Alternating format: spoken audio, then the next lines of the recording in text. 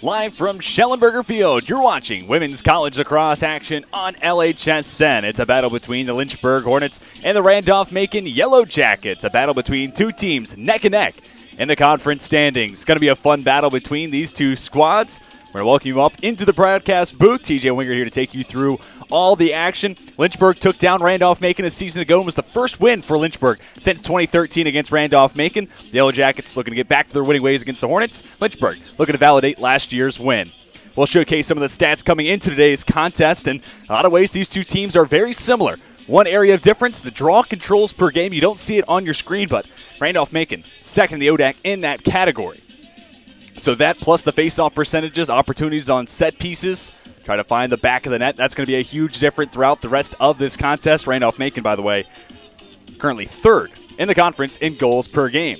There's a lot of talent to talk about for both sides, but for the Yellow Jackets, conversation starts with Annie Bartley, a sophomore from Richmond, Virginia. How about fourth in the ODAC in free position percentage? Another stat that, again, we're keeping our eyes on throughout tonight. And third in the ODAC with 36 goals this season. And on the other side, let's highlight Alla Daniel. She's been a key part of the Lynchburg offensive repertoire through the last handful of games. 6 goals, 3 assists to go with it. All told, the junior from Salem, Virginia, 13 scores, 7 dimes to go with it this year. And the keepers tasked with slowing down the other offense. It's Caroline Cipher between the posts, a senior from Maryland. Third team All-ODAC selection last year, looking to boost up her save percentage from 40% where it stands right now. And on the other side, it's the freshman standout, Patricia Rogers.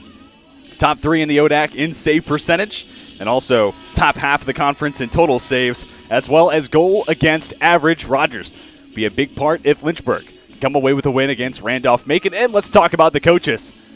Coach M.K. Jaratowski never had a losing season while leading this Yellow Jackets program, and also comes with a wealth of experiences as a head coach. We'll talk about that throughout the rest of the broadcast.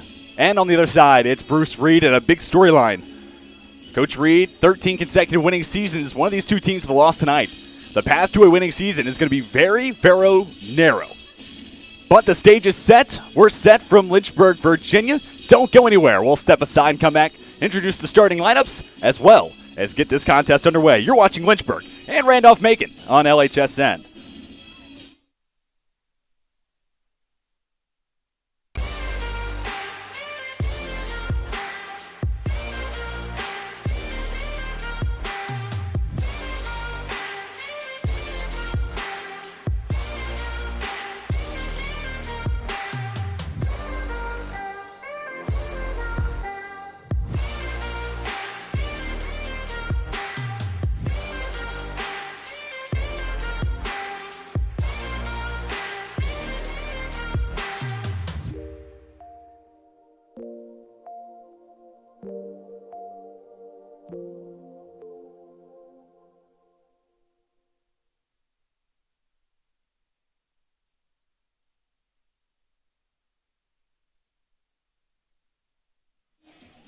Welcome back to Lynchburg, Virginia, getting set for a battle between the Hornets and the Yellow Jackets. Lynchburg currently 5th in the ODAC standings. Randolph-Macon currently sitting as the number 6 team in the conference. So, obvious implications across the ODAC landscape.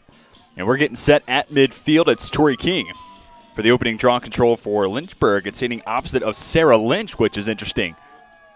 As Lily Henderson, a senior from New Freedom, Pennsylvania, 3rd in the ODAC and draw control wins per game at nearly 5. But it's Lynch opposite of King to get us started.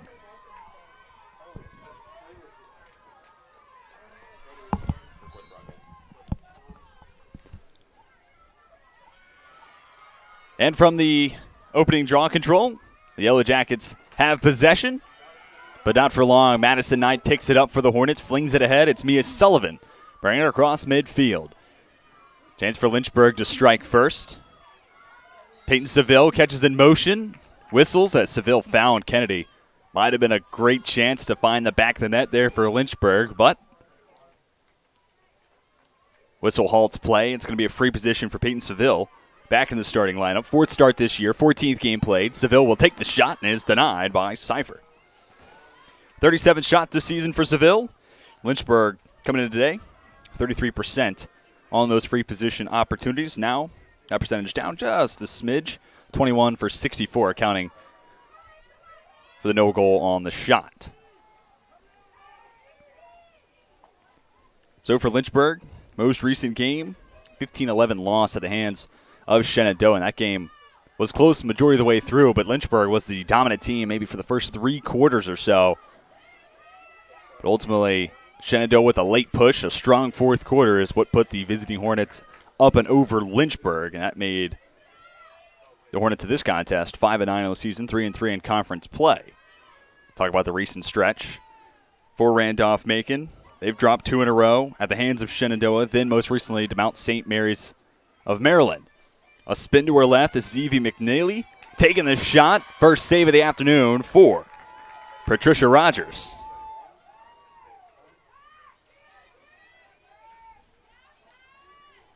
So both keepers tally his save. Not but maybe 90 seconds plus into this contest. Jordan Nielsen moves across midfield. We'll send it back to Micah Slacum. Those 2 seniors, pivotal in the back line for Lynchburg and their defense. The Hornets right around middle of the pack in the ODAC. Goal against average, a little over 12. And as a team, 9.08 goals per game. That's 10th in the conference standings. So Lynchburg looking for more offense to combat what's been a pretty solid defense all year long. Our player to watch, Ala Daniel, kicks over to King, who gets it back to Daniel. 30 seconds on the shot clock. Seville in front of Lily Henderson. Passes go counterclockwise. The cutter Santor can't handle the feed from Daniel. Ground ball picked up by Rachel Gibson. Now starts in 5 of her last 6.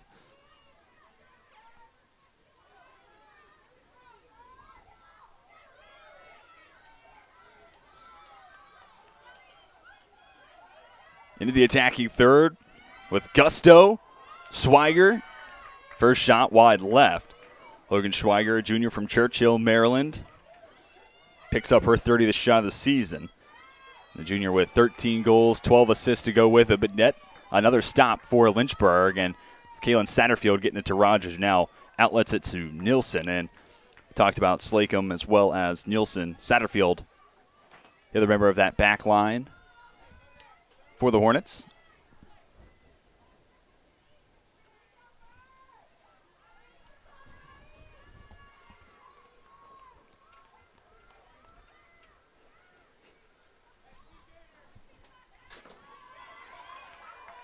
Daniel ahead for Santora. Santora up to 71 career goals at Lynchburg. 40 last year. And the grad student from Massachusetts up to 31 so far this season. Also has 5 assists. No Leah Dumas in the starting lineup. She is up and standing on the sideline. Daniel takes her first shot of the day. Or correction, it was a pass that got through past Cypher, and it's Dara Gregory. More on Dumas. She's a big part of the Lynchburg offense, as is Santoro, gets it back. But the Hornets have gotten some nice play from other contributors, including Libby Kennedy. Dara Gregory can't handle the pass here from Santora. Gregory coming off a goal and 3 assists against Shenandoah. And as the year's gone on, the scoring load has become more and more balanced for Lynchburg, but still headlined by Santora. This is Lily Henderson. Hits the brakes. Henderson, all ODAC third team a year ago. As noted, nearly 5 draw control wins per game. Randolph-Macon as a team, that serves as one of their biggest strengths. How about 16.07 draw control wins a game? That's first in the conference. Schweiger against Nielsen. Penalty on the play. Shot finds the back of the net, and it will count. Logan Schweiger opens today's scoring. And Randolph-Macon jumps out in front 1-0. Goal number 14 of the year for Logan Schweiger.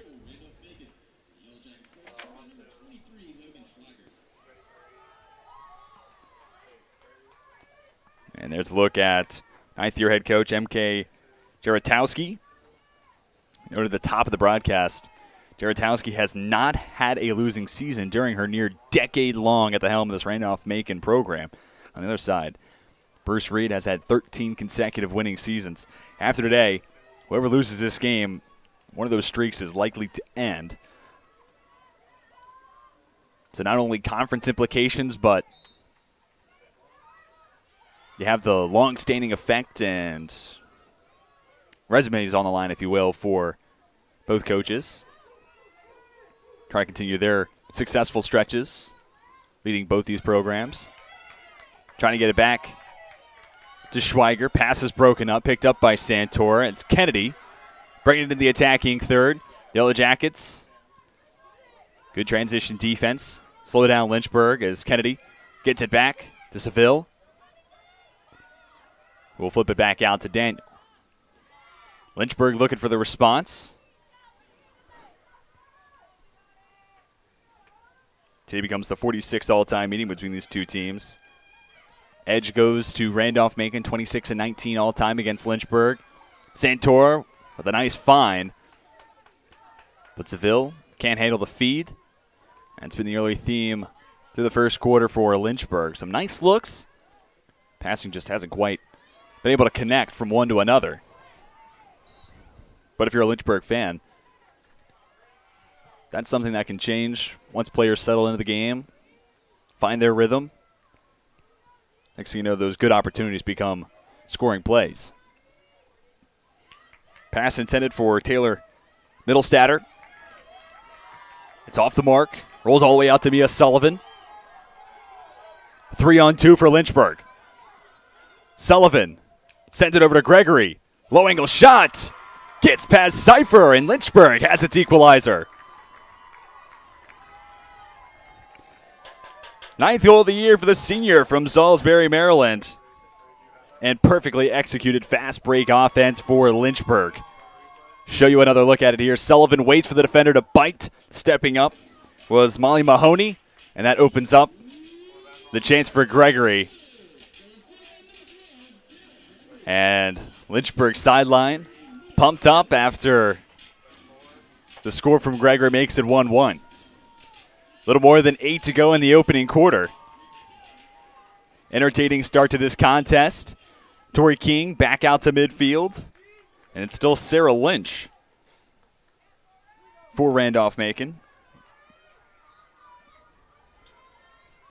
Lynch, a sophomore from Fallston, Maryland.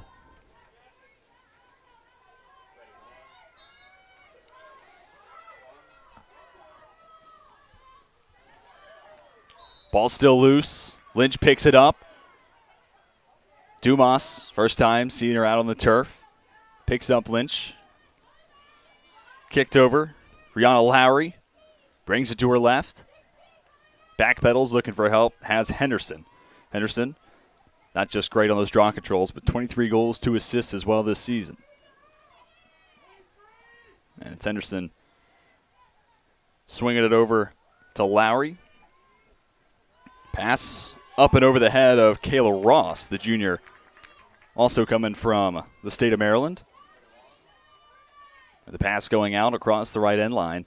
Lynchburg has a chance to pick up their first lead on the afternoon. And Lynchburg currently this season 2-4 at home. But of those 4 losses, you're talking about most recent defeat at the hands of Shenandoah, back and forth. That game went. Also have a loss against C&U, 16-11. That's a team that was in the preseason top 25. Then it was a non-conference loss against Roanoke, 10-8 final score there. You're going to pick up on a common thread, as the one exception to this theme is the loss to York, 17-6 there. But Lynchburg in those 4 losses at home have been able to keep it close, and it's been back and forth for maybe 75% of the game. You look at the game against Roanoke, it was maybe a 10-minute stretch. The very end of the first half against C&U is the final 5 minutes of the first half, and then against Shenandoah we talked about, it was that fourth quarter that really gave the Hornets fits. And the one thing I've heard from this Lynchburg team all year long is we've got to play the full 60. they've been able to be a really good team for about 50 minutes on a given night. Looking to get to that point where they're playing a solid 60 night in and night out. On the free position, Dumas leaves a shot high and wide. Shot clock will reset, and it's Libby Kennedy to start it up again for Lynchburg. Gets a step on her defender. Trying to find Santora. Pass goes wide. Seville with a race against Kaylee Mulligan for the loose ball. Now it goes all the way back out towards that blue line. Dumas gathers, takes another rip, goes cross-body against Cipher, and gives Lynchburg their first lead of the night, 2-1.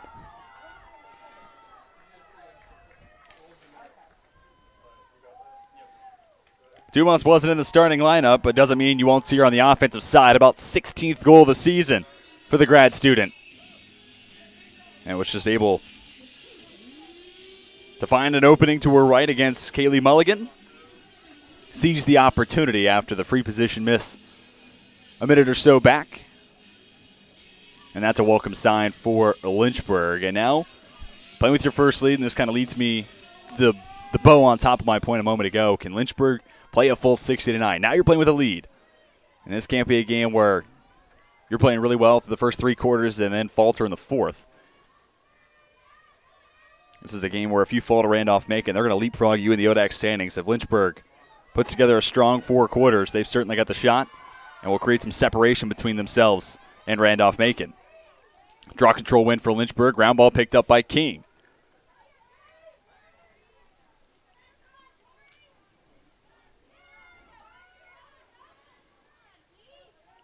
Dumas sends it behind the net. This is Gregory. Finds Sullivan. Sullivan picked up by Emily Pritchett.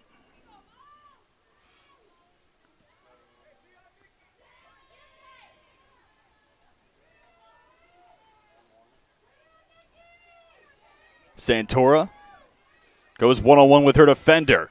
Picked up by a second Yellow Jacket. Whistles on the play. It'll go against Santora. And possession, give it to Randolph-Macon.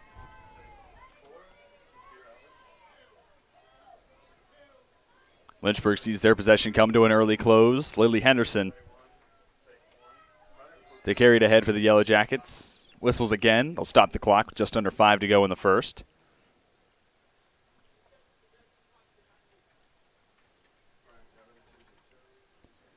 And referee stops the clock. Shot clock need to be reset, which it has. So play can get back underway any moment now. So Randolph-Macon team that fell to Lynchburg a season ago. That was out in Ashland, Virginia. And it was actually 8 consecutive wins for Randolph-Macon before that loss a season ago. It was the first win for Lynchburg since 2013. This is a chance for Lynchburg showcase maybe a change in tides where these two programs might be moving in the years to come. Talking more about the series history, Lynchburg with a win today can also even out their record at home against Randolph-Macon, currently 9-10 when playing at home against the Yellow Jackets. Whistle's going to go against Randolph-Macon. Brianna Lowry is able to penetrate and get in front of the face of Patricia Rogers.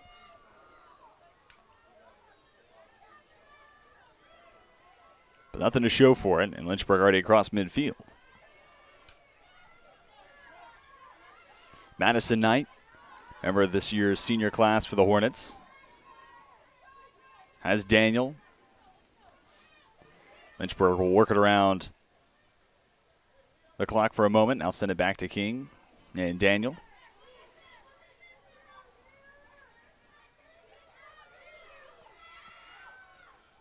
Daniel. Shot finds the net of Cipher.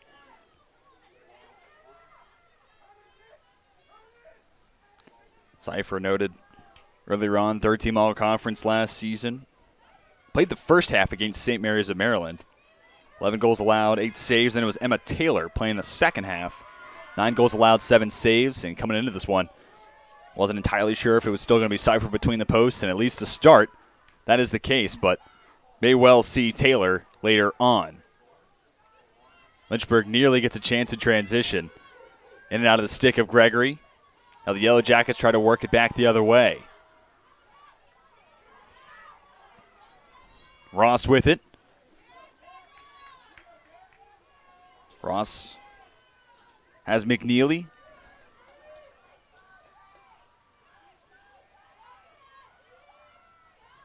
Behind the net. Knight defends against Lowry. Lowry was eyeing Ross. Instead, sends it to the top of the formation. Nice idea from Schweiger trying to find Middlestatter. Unable to complete the pass.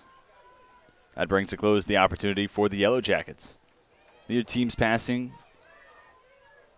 been maybe at 100%, if you will. A chance to ease into this one. Players down right around midfield.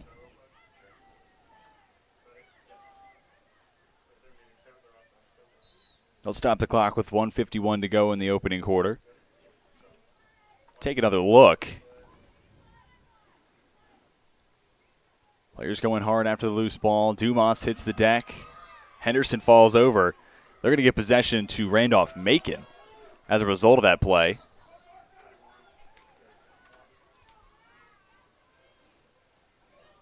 And it's Henderson with gusto. Bringing it adjacent to the net. Deeks back to her left. But nowhere to go against Jaden Meyer.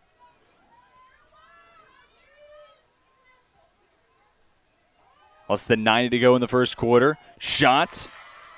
Another save for Rogers. Schweiger lets another one rip towards the post. Had it on frame. But it results in the third save of the night for Patricia Rogers. Knight. Past Mulligan. Flips for Daniel. Less than a minute to play. Shot clock is turned off. See if Lynchburg elects to hold for the final shot.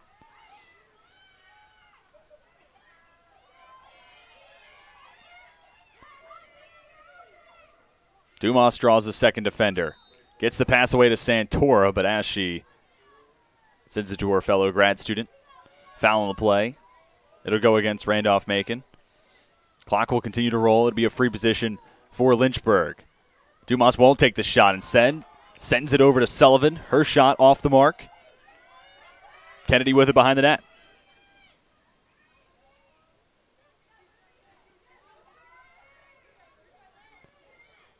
King takes a screen from Dumas. 20 seconds to play with. Daniel. Quick first step. Forced to backpedal. Dumas with some help from King. Takes the shot. Another save for Cipher. The fifth of her first quarter. And Cipher will get it away with one pass over to Mahoney. And that will bring a close to the first quarter of play. 2-1. Lynchburg with an early lead over Randolph-Macon, looking to make it back-to-back wins against the Yellow Jackets. We'll step aside and come back with the second quarter. You're watching Lynchburg and Randolph-Macon battle it out on LHSN.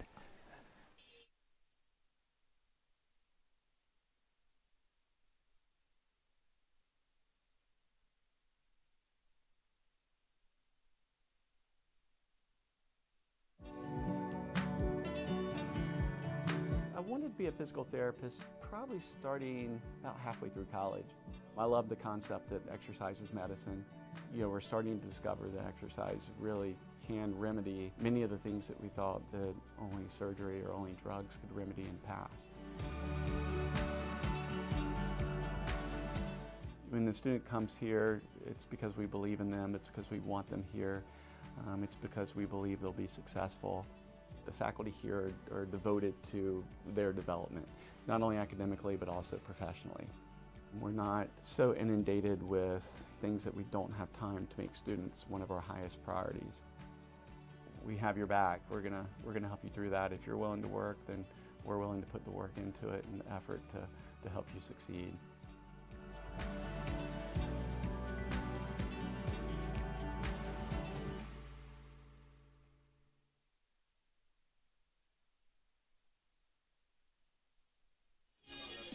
It's a 2-1 game through 15 minutes of play. Right around half a minute out from the second quarter getting underway. I'll take the opportunity to catch you up on some of the stats through the first quarter of action. Early shot advantage goes to Lynchburg, 9-5 with the edge over Randolph-Macon. It's 4 shots on goal for the Yellow Jackets, 7 for the Hornets. Lynchburg 0 for 2 on free position shots. We have yet to see Randolph-Macon take a shot on a free position. 5 saves for the keeper, Caroline Cipher. 3 for Patricia Rogers on the other side. And it's 3 draw control wins for Randolph-Macon to 1 for Lynchburg. And again, that is the area that I'm most interested in through the first quarter. Great to see the Hornets out in front if you're a Lynchburg fan. But that 3-1 draw control victory for, or edge for Randolph-Macon in the draw control department is going to be one that will eventually catch up. And if it stays at that type of ratio, that's going to be a huge edge for the Yellow Jackets again. Randolph-Macon averaging more than 16 draw control wins a game. That's first in the ODAC. On the other side, Lynchburg near the bottom of the conference, 9.8 DC wins per game. But solid crowd on hand, and it's actually a really nice night out in Lynchburg, Virginia. And some spectators gather on the far side of the track. It's right around 61 degrees where we stand right now as the sun continues to set. Only about 5-mile-an-hour winds. But back to the game. Draw control opens up the second quarter. It's Lynch versus King. Ground ball picked up by Seville. Possession garnered by Lynchburg. And the Hornets have a chance to double their lead. And as this game gets further and further along, I'm interested to see if the passing improves for both sides. The first quarter, both teams, I think, created good opportunities, found some cutters in front of the net. It's unable to click on those passes and turn those looks into shots and those shots into goals. As this game gets further along and players settle in, will that pass completion rate, so to speak, improve as we move forward? You would think. But here's a nice find. There's Daniel ahead for Santor, but Santor not going to rush the shot. Still 45 seconds left on the shot clock. Kennedy has Gregory, goes in and out of her stick, and that's case in point what I was talking about. Lynchburg, that's a tough stop for Cipher to make with Gregory at point-blank range. Sullivan crosses from left to right, draws some contact. Bleed from the stick of Pritchett. Free position for Lynchburg. 0 for 2 on these free position shots so far. Sullivan breaks to her left. Will take the shot and collects her 7th goal of the season. Sullivan had 2 scores against Shenandoah. Both came on free position shots. And she's 1 for 1 tonight. Lynchburg doubles their lead. And now we're up 3-1. Take another look. Well, a nice display of patience. A lot of times you'll see players on those free positions let it rip right away. Sullivan draws the defense in, finds an opening, and eventually sends it towards Cipher. Beats the senior keeper. And as I said, Lynchburg now ahead 3-1. Goal number 7 of the season for the junior from Southbury, Connecticut. And it's her third. The last 2 games all coming on those free positions. And coming into today's contest, Randolph-Macon right around 42% on free positions. Lynchburg at 33%. That's another one of those huge areas of difference. The opposing team gives you an opportunity. Can you convert? Just like free throws, essentially, for basketball. Get looks at the free throw line. Can you convert? Something similar with free positions. World of Women's Lacrosse. Some contact. Heading towards the sideline. It appears the penalty will go against Brianna Lowry. A yellow card and a 2-minute shove assessed to Lowry. Here it is one more time. Strong heave against the body of King. So a player up chance for Lynchburg now. Opportunity to make it a 2-0 start to the second quarter.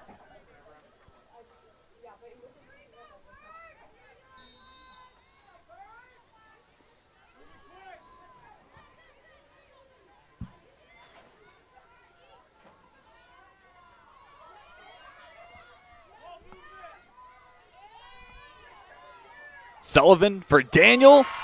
Perfect pass. Shot goes top shelf, and Lynchburg takes advantage of Lowry in the penalty box. 3-goal Hornets lead.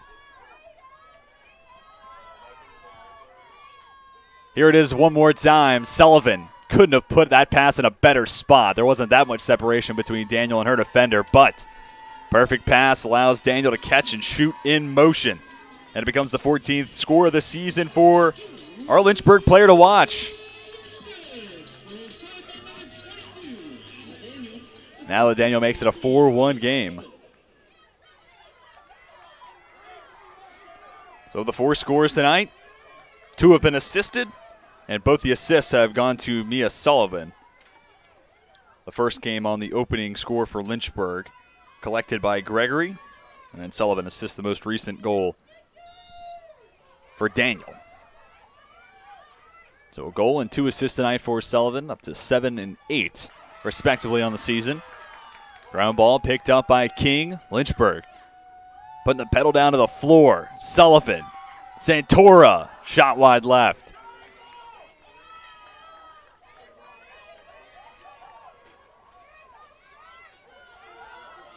Kennedy eyeing Santora, breaking up the passes. Cipher.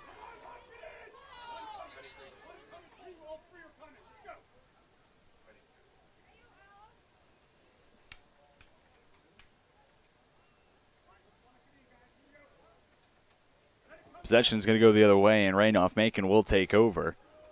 It's a big play for Cipher, stepping up, cutting off the pass to Santora.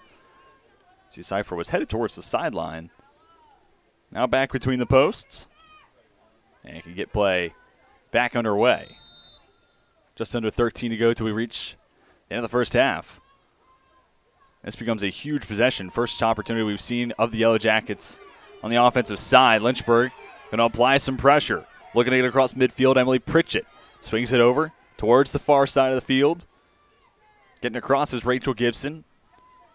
Gibson's a sophomore from Tracy's Landing, Maryland. 14th game played, 7th start of the year. Rolled all the way back to Cipher.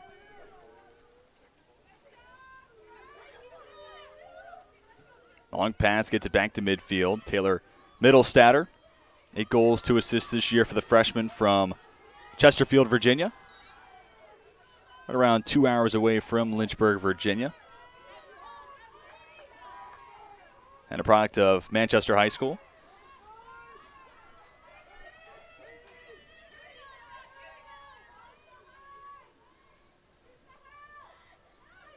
Ross, unable to find room against Nielsen. Shot clock already down to 20. Ross will try once more against Nielsen. Shot goes off the left post, ricochets all the way back out. Whistle. Sullivan picks it up. And possession will be with Lynchburg, but they're going to bring Sullivan back. And now allow play to continue.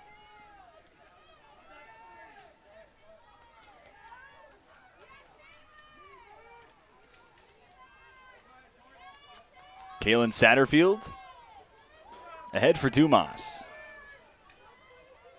For the last maybe 30 seconds of game time, you see Nielsen come up with a big stand.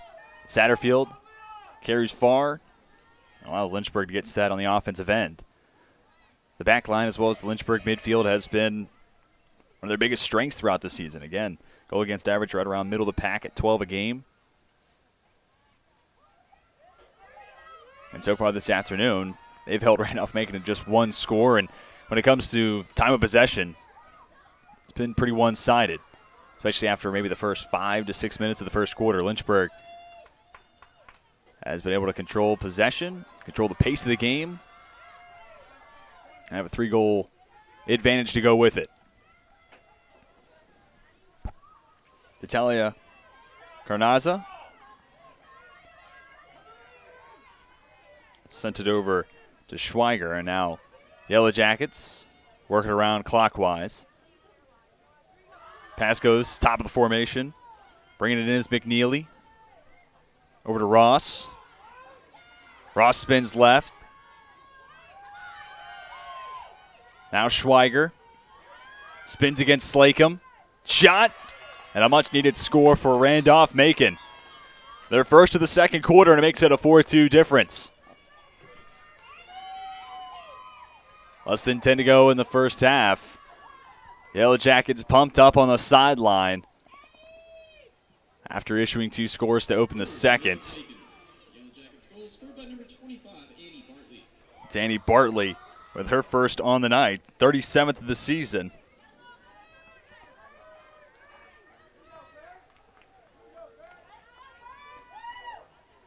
Bartley entered today 3rd in the conference in goals on the season at 36. Certainly a threat to score at any moment. There's had at least 1 goal in every game, and that trend continues through tonight's action. And over the last 3 games, how about 13 scores for Bartley? 5 to the last 2 in losses against Shenandoah and St. Mary's. So even in losing efforts, Bartley tough to control for the opposing defense. Lynchburg's done a good job. It's the first time we've really seen Bartley do damage against the Hornets' defense. King with a nice spin. Dumas couldn't handle the pass. Lynch trying to pick it up. Unable to do just that. Instead, it's Liddy Kennedy getting it back for Lynchburg. The cutter is King. Nice idea for Gregory. As it went in and out of the stick of King. Randolph-Macon with a chance to make it a 2-0 run. Garnaza looking for Lynch. Instead picked up by Nikki Santora. No numbers advantage for Lynchburg. 2-on-4 the other way. Santora absorbs the contact from Pritchett. Seville for Gregory. Another pass in front of the net that Lynchburg couldn't reel in. Bartley.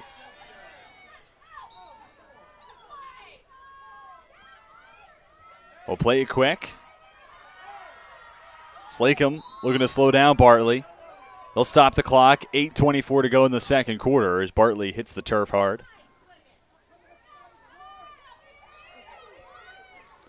No card, no penalty, but a free position on the way. Here it is one more time. You also had Knight stepping up as a second defender. Shot from Bartley. Save for Rogers. Knight with the grounder. Big stand for the freshman, and it does it against perhaps the most lethal scoring weapon that Randolph-Macon has to offer.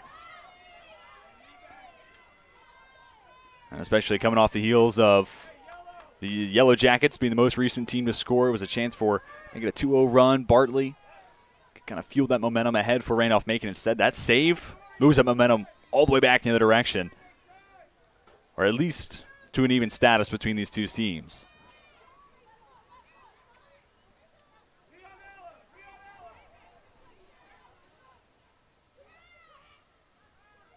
Daniel with Lynch in front of her. Kicks it over to Santora. Primarily a zone defense tonight for Randolph-Macon, and Gregory finds the soft spot. Santora feeds Gregory. And the senior has her second goal on the night. 10th of the season for Dara Gregory. And Lynchburg back ahead by 3. See Gregory, she lives behind the net. She steps up, finds some open space, and Santora puts it on the money. And Gregory takes care of the rest against Cypher. Just over midway through the second quarter. And this second set of 15, been kind to the Hornets, taking this second quarter so far 3-1 after winning the first 2-1.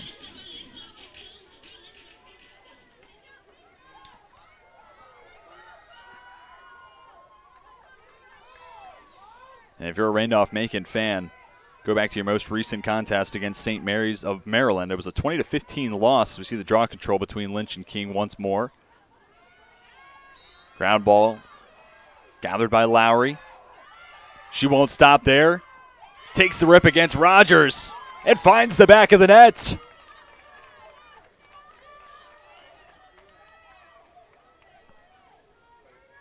Not but a handful of seconds separated game time-wise. And Randolph-Macon has a response. With the Lynchburg defense backpedaling, it was full steam ahead for Lowry. Her 30th on the year, first of tonight's contest. And Lowry has 7 multi-goal games for the last 8, so certainly somebody Lynchburg will have to account for throughout the rest of this contest. But going back to that most recent game for the Yellow Jackets, 20-15 loss against St. Mary's of Maryland, and really look at the first quarter as the huge difference. Yellow Jackets lost that opening quarter 6-2, and then the rest of the way, between the second, third, and fourth, there was only a 1-goal difference between St. Mary's and Randolph-Macon, and that 1-goal difference came in the third. It was an even second and fourth. And if you're the Yellow Jackets, if you can avoid a big loss in a quarter and play close with St. Mary's, you're hoping to avoid that rough quarter again tonight, and that's the same thing we talked about with Lynchburg at the top of the broadcast. Can you play a full 60? That's going to be the focus both teams tonight. Seville loses it. Henderson picks it up for the Yellow Jackets. Henderson sent down to the turf. They'll stop the clock again. And it'll be a yellow card with Peyton Seville heading to the sideline. Take another look. Seville trying to get it back. Maybe a tad too aggressive.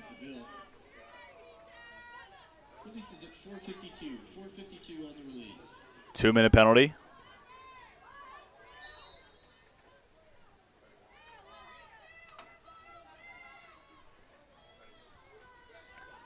Yellow Jackets looking to cut the deficit in half. Pritchett on the near sideline. Picked up her 11th straight start tonight. Schweiger brings it to her right. Pass goes to Ross. Ross against Nielsen. Been one of the fun matchups to watch all night long. Right now it's Madison Knight. Tasked with slowing down Annie Bartley, a Randolph-Macon player to watch. Pass intended for Bartley. A step out in front of the sophomore. Knight gathers. It's a race to midfield. Knight not done there. Hits the brakes. And finds Santora in the attacking third. Less than 6 to go in the first half.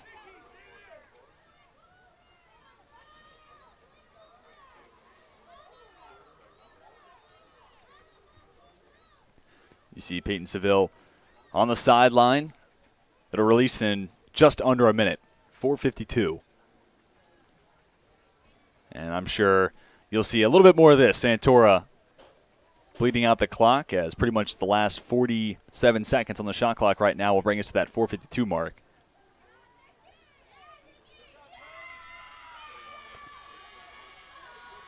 So Santora is patient. Lynchburg also playing with a little bit of house money, if you will. Ahead by 2. And you know, you're not normally talking about the clock as something you can leverage to your advantage in the second quarter as much as you are maybe in late third into the fourth. But worth mentioning here. 15 seconds left on the shot clock. It's Dumas backpedaling in front of Pritchett. Eyeing Santora, who takes the shot, finds the crossbar, and it goes back out, and Derek Gregory, right place, right time. Fresh 60 put on the clock for Lynchburg.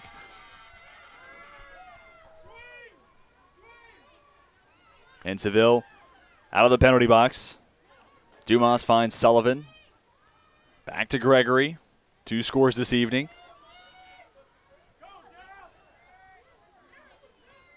Look at the direction of Santora. Pass too tall. Knight battling for position against Lowry. Whistle called. It'll go against Knight. Lowry will start the position or possession for Randolph-Macon. Saw Lowry do something similar off a draw control win after picking up the ground ball. But this time around, Lowry brings it all the way behind the net. Sends it out to Bartley. Slacum trying to make a play. Stepped up maybe a little too far. Bartley had plenty of space, but left the shot wide left of the posts. Schweiger against Dumas. Pass goes to Ross. In and out of her stick. Ground ball picked up by Rogers.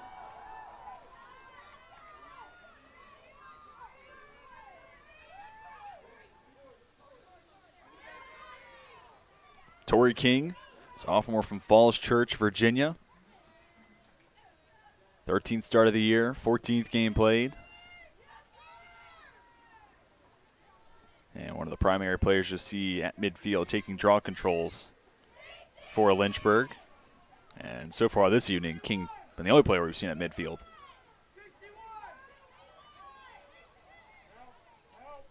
And for further context, King leads the way with 30 draw control wins this year for Lynchburg. Daniel has Dumas. Dumas sent to the ground. Clock stops with 2:37 to play in the second. Saw Mia Sullivan score on a free position from a similar spot.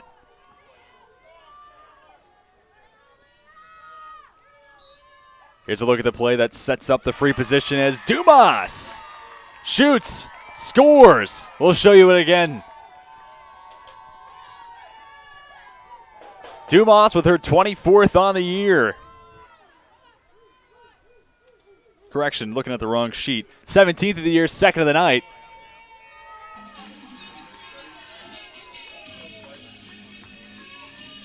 And here is that score. Between the wickets, Dumas beats Cypher.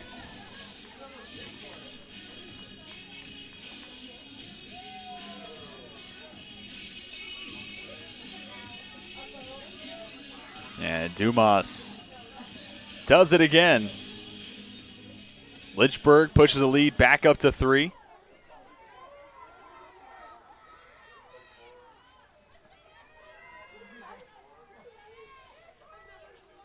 At midfield,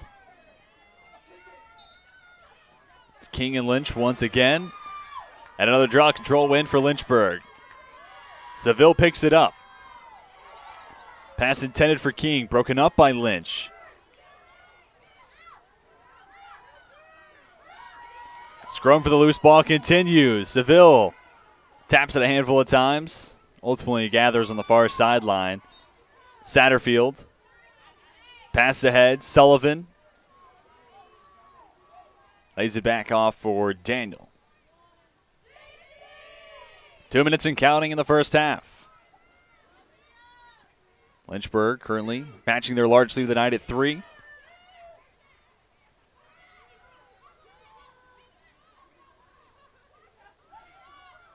Gregory, the nice find. Sullivan denied from point-blank range. Big stand for Randolph-Macon. Save number 7 of the night for Cypher. Gregory creates the turnover. And Lynchburg gets it right back. Sullivan for Kennedy. Libby Kennedy, the junior from Virginia Beach, has her 8th goal in the year.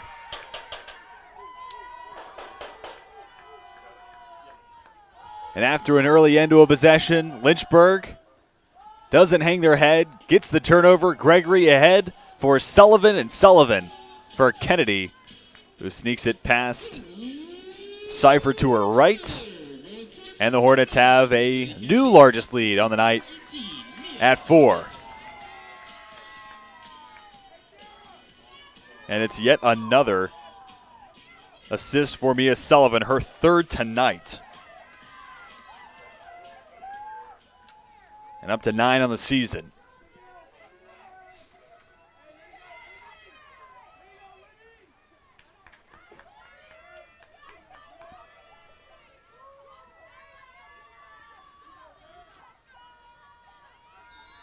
Tori King versus Sarah Lynch.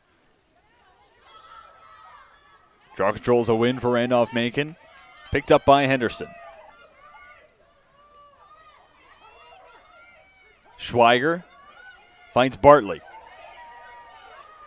Bartley had Ross, who finds the top post. And a game of inches, this one breaks against the Yellow Jackets. Ross gets it back. Spin against her defender. Save for Patricia Rogers.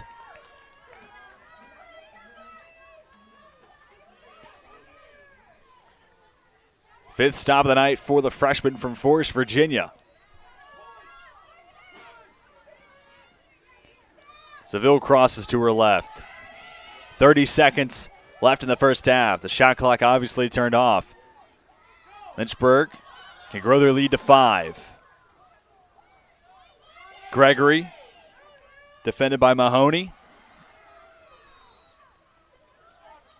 Whistles will bring a close to the Lynchburg possession. Just 10 seconds left for Randolph-Macon to work with. Henderson to midfield.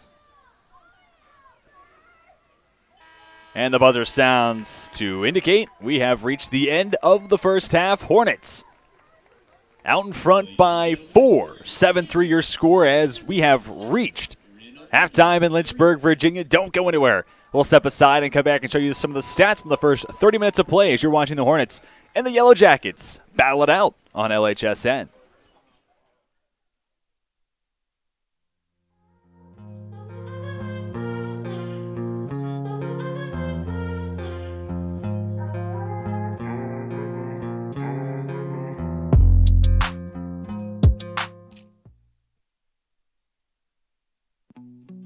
I was really attracted to Lynchburg primarily because my dad went here. He is an alum, so I kind of had that close tie of being interested in this school. And the school had what I wanted to study. I knew I wanted to help people in the area of health and wellness, so the health promotion program was definitely a program that drew me in. And from day one, I've been in love with it, and I wouldn't have chosen any different. I have never had better professors or teachers in my life, and I think here at the University of Lynchburg, the professors definitely care about their students, especially in the health promotion department. These professors want you to be educated, want you to have the experience, and just want you to feel confident going into your career path following your collegiate education. You just feel like you're cared for here and that you matter, and that no matter what, at the end of the day, you're going to be successful, and the people here really want to be here, and everyone has a purpose, and it's just a great environment to be in.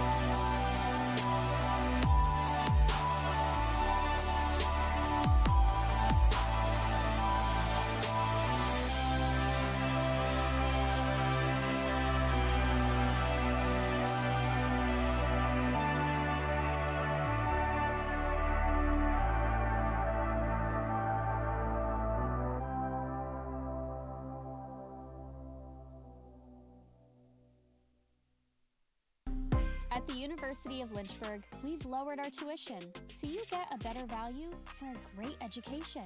Come see our campus for yourself.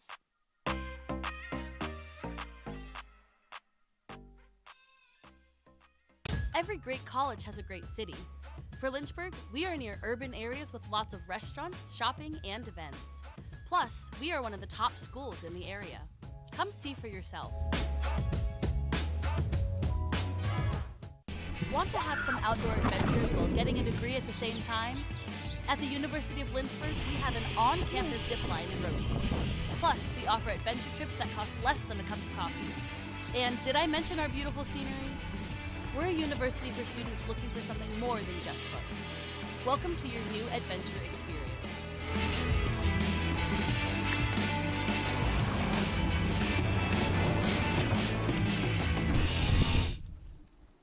My name is Alexis Fabula. I major in criminology and I double minor in psychology and criminal forensics. My favorite part about Lynchburg is the friends that I've come to have. It's helped me come out of my shell more, and it's helped me become the person I am and the student I am. I really enjoyed how small the campus was, and I also really enjoy how small the class sizes are. It made me feel like I was going to be more engaged than I would at a bigger campus. If someone was on the fence of coming to the University of Lynchburg, I would definitely love to sit down and have a conversation with them because I'm forever grateful that I made this choice. It's definitely something that a student wouldn't regret. I out of my 4 years here, I've not had one bad experience. I've had a great 4 years, and I'm going to be very sad to go.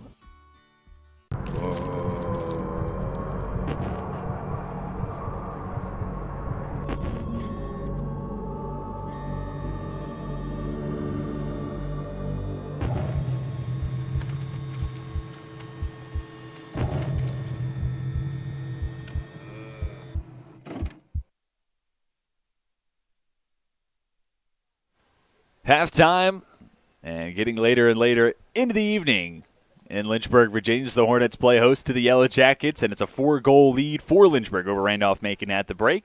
Thank everybody for tuning in. You're watching women's lacrosse action on LHSN. It's TJ Wingert here with you tonight. Show you some of the stats from the first 30 minutes of play. 5-shot advantage for Lynchburg through the first 30 of action, and that's coincided with a 4-shot difference in the shot on goal department. 6 shot on goal difference between the two teams. And also, something that's not on your screen, Lynchburg 1 for 3 in free position shots. Randolph-Macon 0 for 1. Of course, that's a huge category. Can swing momentum one way or another. We'll continue to monitor that throughout the rest of this contest.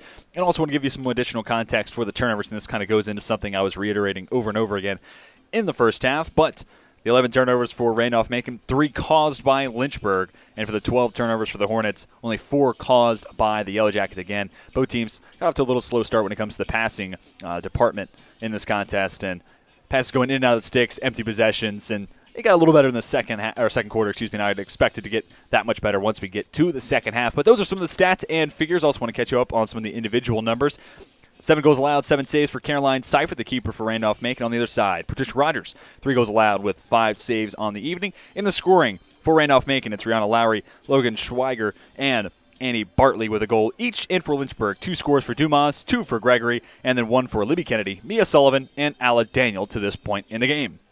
We're going to step aside, and when we come back, preview the second half, and then get you set for the second set of 30 between Lynchburg and Randolph-Macon, coming to you on LHSN. This video isn't about me. It's about the limitless possibilities that the University of Lynchburg allows me to be. An athlete, an artist, an adventurer, a writer, a believer, a human. Because what I love about the University of Lynchburg is that they have a saying, here we're home. And honestly though, I think a better fit would be a home for everyone.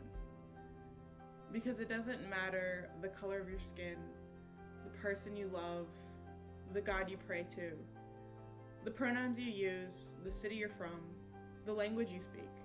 University of Lynchburg gives you the greatest opportunity they can for you to be the absolute best version of yourself.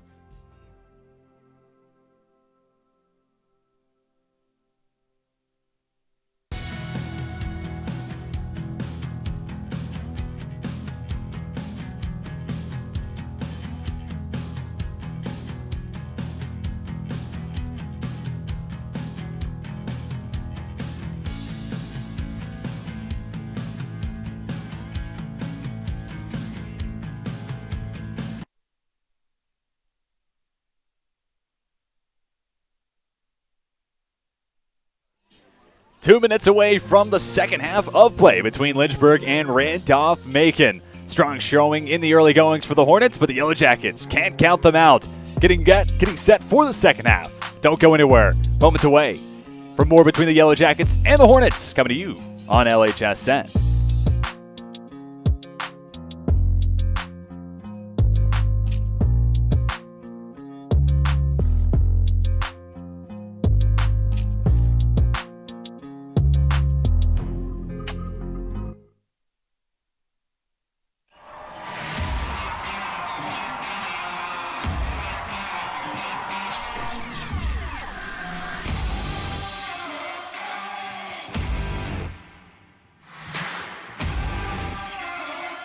When creating a sustainable future, your choices matter, even your choice of a college.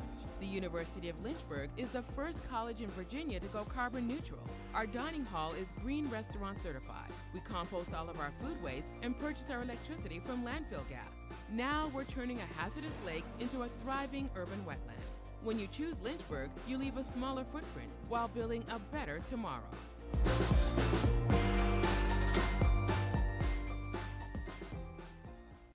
private education is too expensive? Think again. At the University of Lynchburg, you can get a personalized education for the cost of a state school. If you're commuting and you get our top scholarships, you could pay much less. And you get all that without the hassle of giant lecture halls. Our faculty know your name here and do more than just teach. You might even do research together and plan out your next career moves.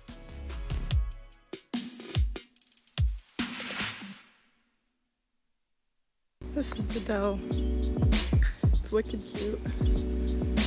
It's always so pretty.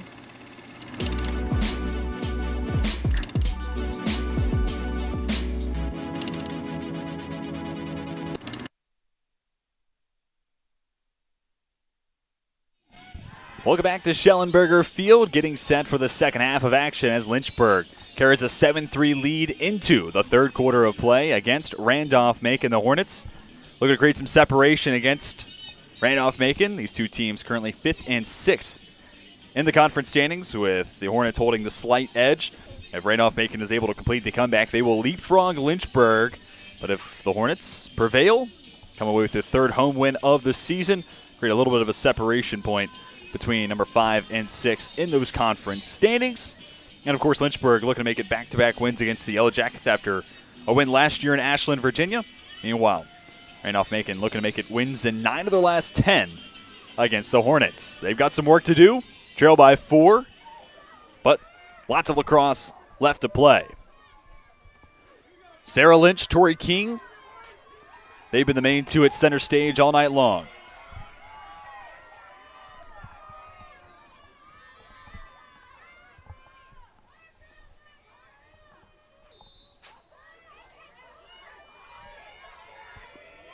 Draw control win for King, and a grounder to go with it. Pass ahead to Seville. Has a step on Lynch. Then picked up by Gibson. Sent hard to the ground to Seville.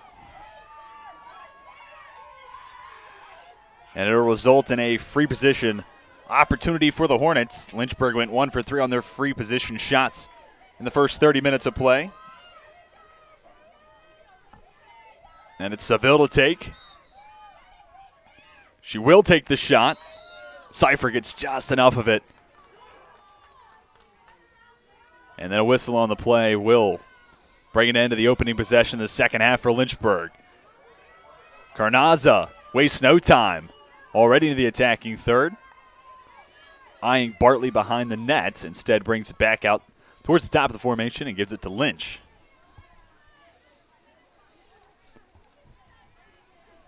So just 3 scores in the first half for Randolph-Macon, and this comes after scoring 15 and 13 each of the last 2 games, and both those in losing efforts. This is a Randolph-Macon team that knows how to put in the back of the net. How about third in the ODAC?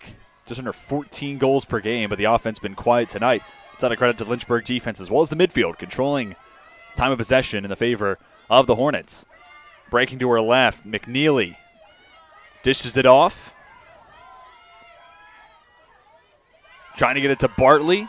Pass goes wide. Henderson backing up the play. Keeps it with the Yellow Jackets. 30 seconds to go on the shot clock.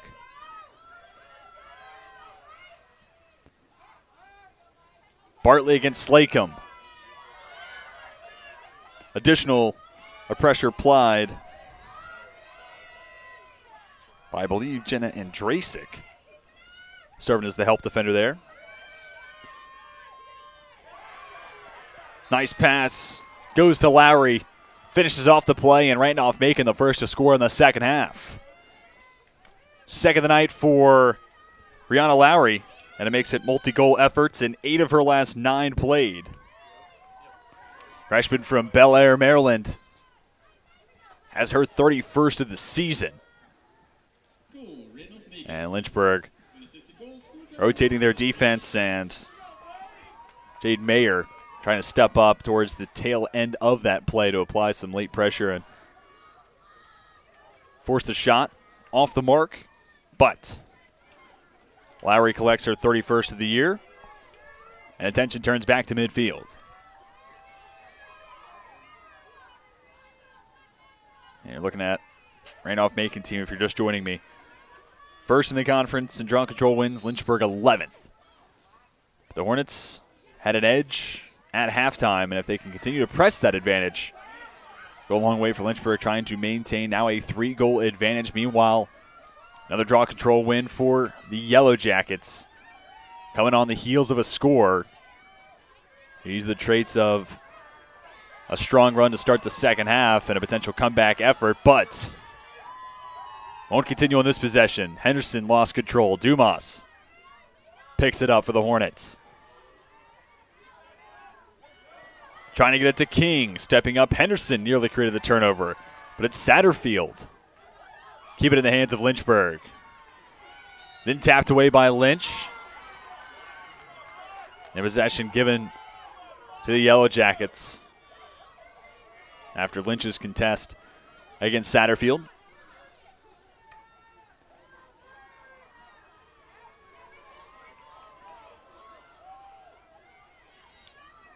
Schweiger plays through the restart. Kicks it back out. Middlestatter as she receives the pass. Foul on the play against Lynchburg. Free position. First of the second half for RMC. Middlestatter takes the shot. Beats Rogers.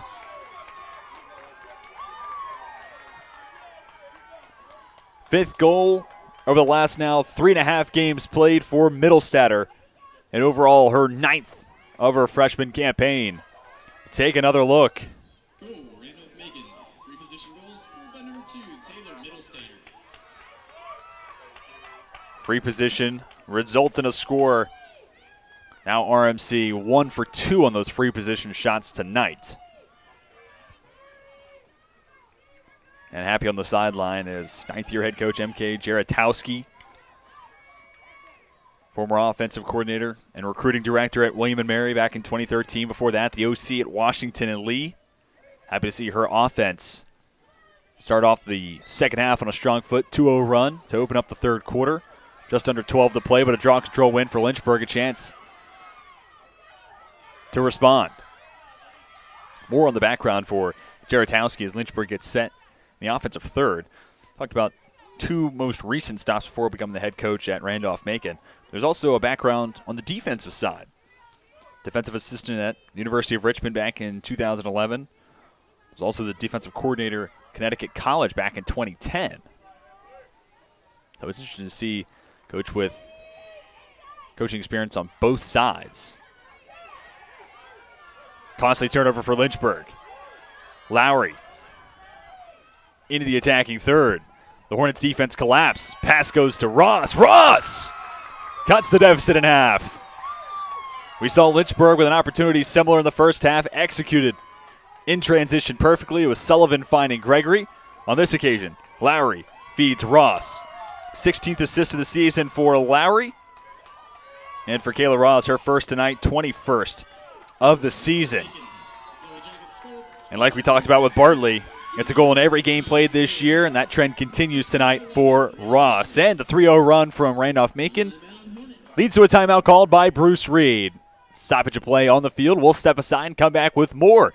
Randolph-Macon cuts the deficit down from 4 to just 1. You're watching the Hornets and the Yellow Jackets on LHSN. All right, my name is Joshua Carr. I am a senior. I am a theater major as well as a history minor. I love the arts. I love acting. I love entertaining. I live in 5th Street, the historic black neighborhood. The money came in, transfer, scholarship, all that. I appreciate that greatly. I pay my own tuition. I ain't got no help. I pay everything myself. I mean, I'm smart too. So they gave it like, you smart, here. You know what I'm saying? I appreciate that though. You come here to do a job. I came here to do a job. A student's job is to get that degree and make something of ourselves. We got everything for you. We got you a 24-hour library. You got these sorority fraternities. We got the shoot for you. Is you gonna put it on? That's how University of Lynchburg is. Success is in the details. You know what I'm saying? It's like you learn it, know better, do better. What I love is they allow us to speak. They want you. They want our voices to be heard. They want us to talk. They want us to bring up the discomfort. They respect our point of views. They respect Black Lives Matter. They respect the LGBT community. They respect those. You know what I'm saying? That's what I love about my school. They respect that, and they.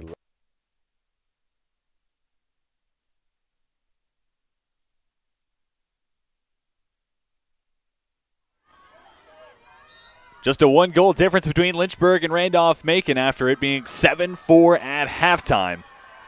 Big win at midfield for the Hornets. Looking for their first score in the second half to open up with a dominant showing for Randolph-Macon. 3-0 run to open up the third. Chance for Lynchburg to respond, and the most recent was a score for Kayla Ross off the feed from Rihanna Larry, and that came a result as a costly turnover for Lynchburg. An errant pass was then picked up by Larry, who went essentially coast to coast before giving off to Ross. Dumas loses control, has it at her feet, can't pick it up. Ricochets towards the far sideline, and it's Derek Gregory to gather for the Hornets. Libby Kennedy with it, had 1 goal in the first half.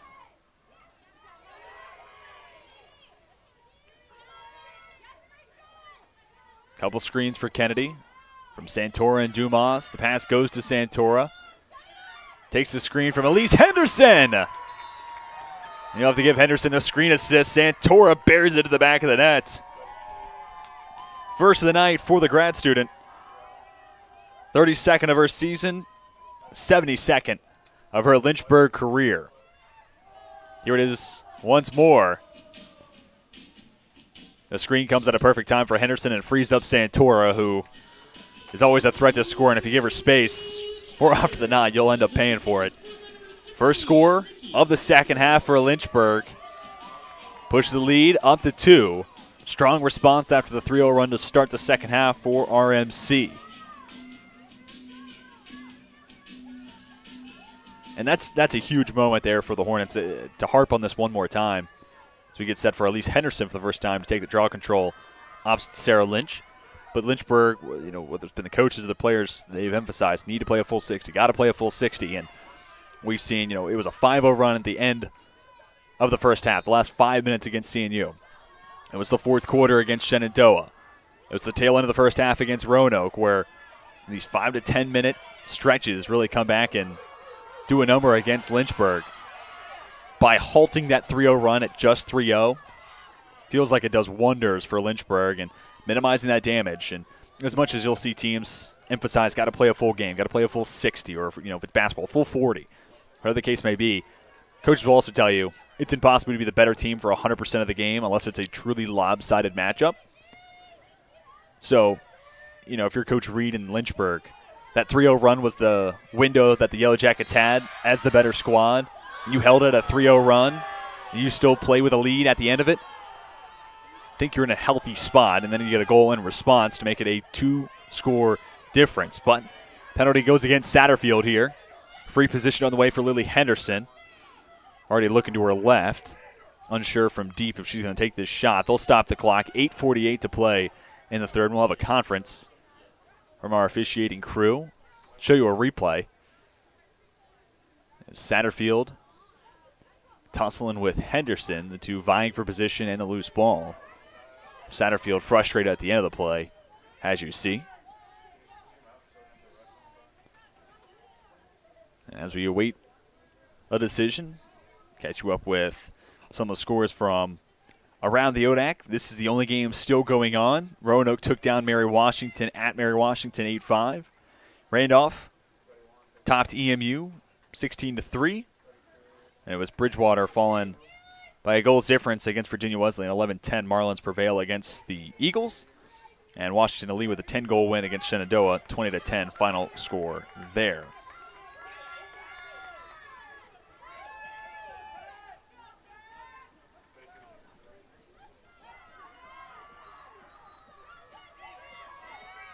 Verdict being given. Both coaches at midfield as well as scores table.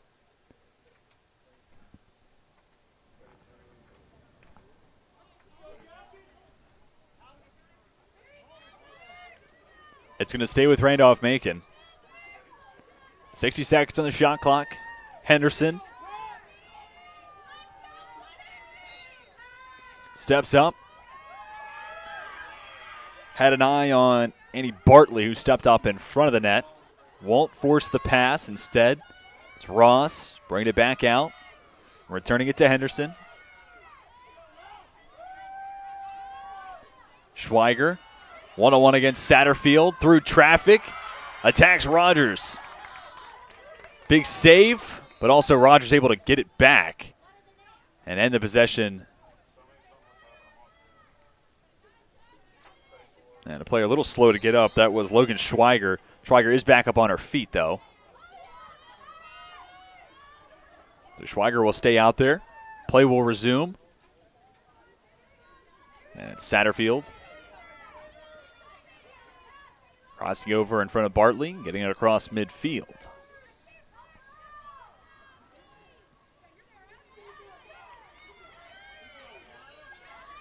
Sullivan feeling the pressure from Lowry.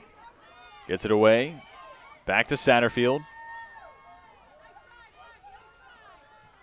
Now it's with Gregory. Eyeing Kennedy. Popped up. Gathered by Pritchett.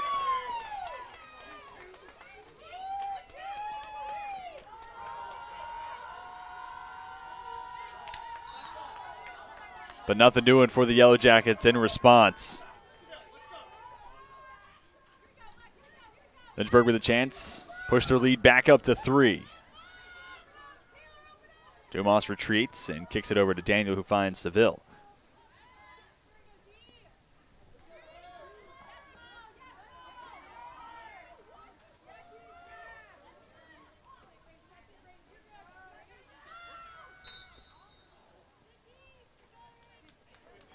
Free position. Seville, a couple steps in before flipping it off to Daniel. Less than 7 to go in the third quarter. 3-0 run to start the third for Randolph-Macon. Lynchburg collected the most recent score, but here the Hornets turn it over. Middle Statter with Daniel giving chase. Maintains possession. Now it's Andrasic forcing the pass from Middle Statter. Back to Gibson. Now it's Schweiger. Schweiger with a pass fake. A step against Dumas. Takes the shot. Beats Rogers. And just like that, back to a one-score game. Logan Schweiger with her second of the night. 15th of the season.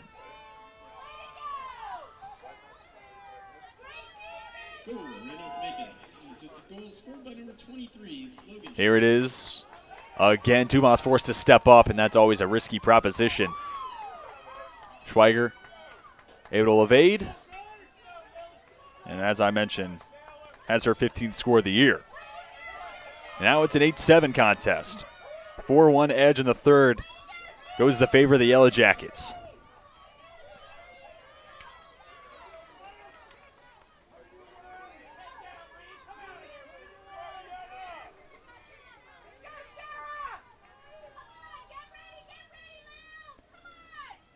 Tori King back at midfield for Lynchburg. Sarah Lynch still taking the draw controls. Quick win. Lowry puts the pedal down and ties us up.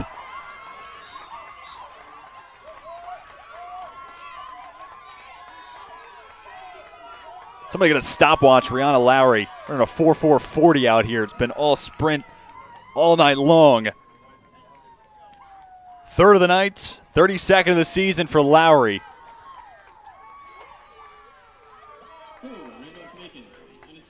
And now it's a 5-1 edge in the third. They bring us to a tie score, 8-all. King off the sideline. Elise Henderson will take the draw control for Lynchburg.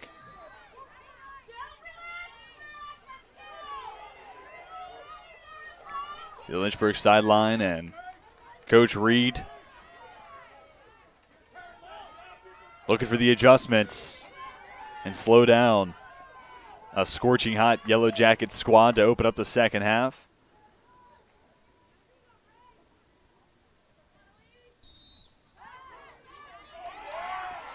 Draw control once again, gathered by Lowry.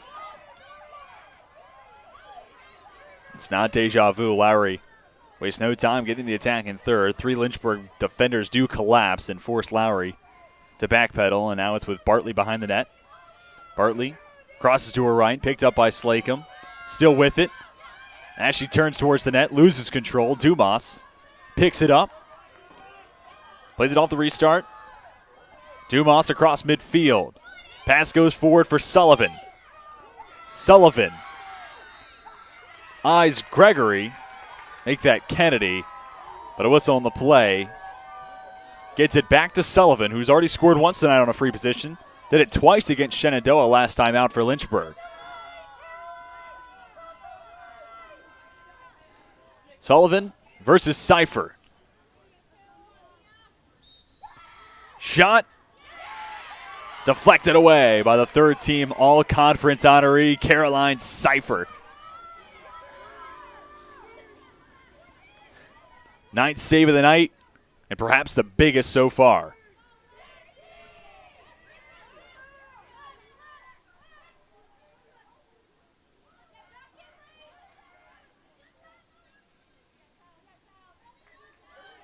Santora off the feed from Kennedy. Has a step on her defender.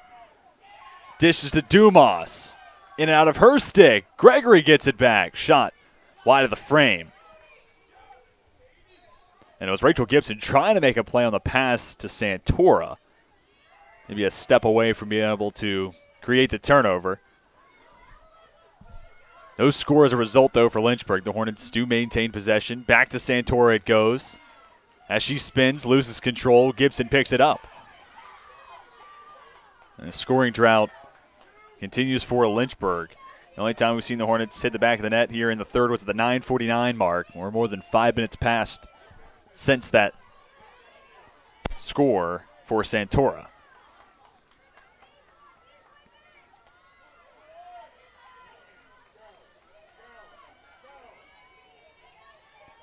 Rihanna Lowry in front of Madison Knight. Sends it all the way back up top. Bartley spins against Slacum. Second defender is Maddie Mueller. Pass to the near sideline. Tracking it down. Kaylee Mulligan. 3 goals and assist against Guilford 2 games back. Had a goal and assist against Shenandoah as well.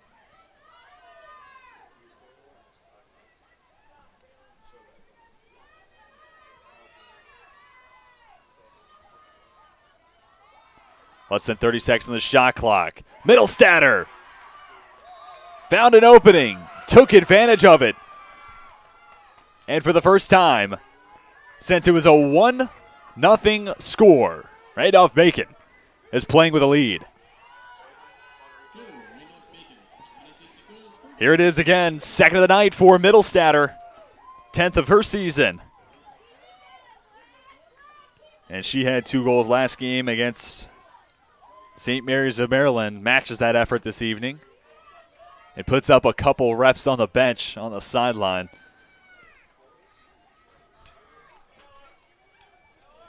That's certainly been a strong comeback effort here in the third for Randolph-Macon. 6-1 so far in this third set of 15. Has more than erased the halftime deficit. And in fact put RMC out in front by 1 as we get set for King and Lynch at midfield.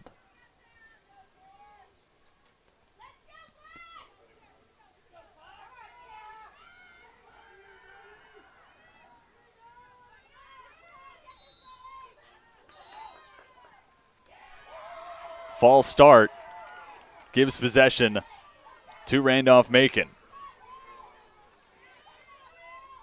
And at halftime, it was a 7-5 edge for Lynchburg, and draw control wins. That figure, now even at 10-all. Bartley spins and fires, leaves it wide left. Hornets get a chance to tie it up. Rogers to start, finds Slacum.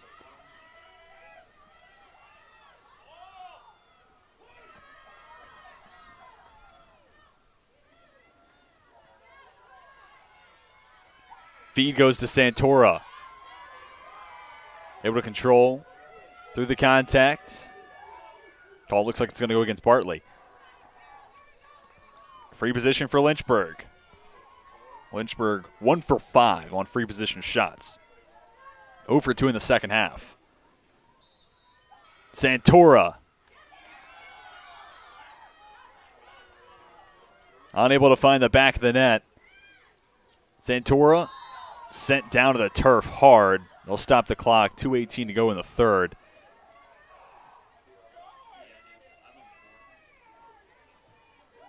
Santora back up onto her feet. Here it is again. And it sets up a free position again for Santora.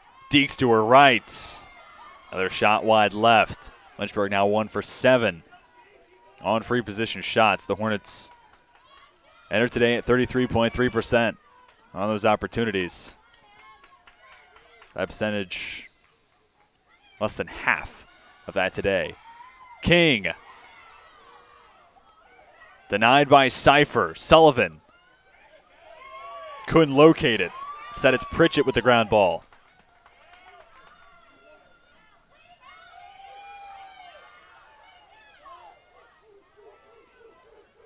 Sullivan off for Lynchburg. In comes Lindsey Barrington. First time calling out the junior. 7th game played for Barrington.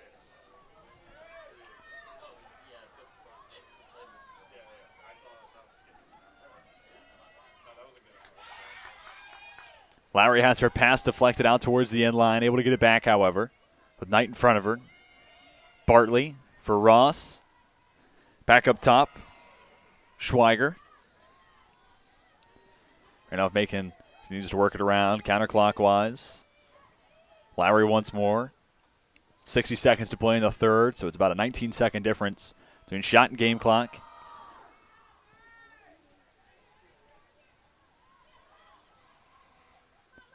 Schweiger misses up and over the top post. Yellow Jackets will keep it. Spin against Knight. Pass goes to Bartley. Denied by Rogers. 7th save of the night for Patricia Rogers, and that's a huge one to keep it at a 1-goal difference. 27 seconds and counting. Lynchburg looking for the equalizer. Knight controls on the far sideline. Finds Sullivan. Sullivan with Dumas. Charging ahead. Full head of steam. Another save for Cypher.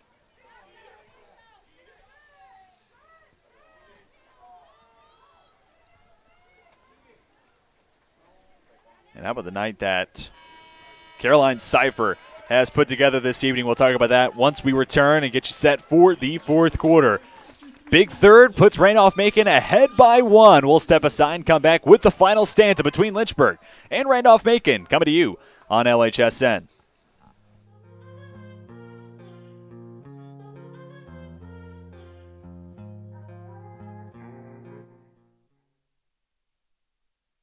Get your career in the game by enrolling in the University of Lynchburg MBA program with an emphasis in sport management. This program opens the doors to new possibilities for a variety of careers, from being an athletic director or working in athletic administration to working for professional organizations, your favorite team, to running a local Parks and Rec department. And employers are increasingly requesting and preferring individuals who have postgraduate education, specifically looking for an MBA. And so the University of Lynchburg Sport Management concentration in the MBA program sets you up for success, and it sets you apart from the many other people looking for jobs in the industry. Learn from winners. Here you will learn from professors and mentors who have spent their careers doing exactly what you want to do. Increase your marketability in an $83 billion industry. If you have a 3.0 GPA, the GMAT is waived. There's no application fee, admissions occurs on a rolling basis, and our online program is ideal for working adults. When you enroll in this program, you enroll in the opportunity to learn from the best of the best. Your professors have a wealth of experience working in the sport industry that they share with you in the classroom setting. Get in the game by getting your MBA with a sport management concentration at the University of Lynchburg. You know, Hollywood, here I come. Hey, I meant, yeah. The real Lindsay Piper's here. Autographs there later. Let's.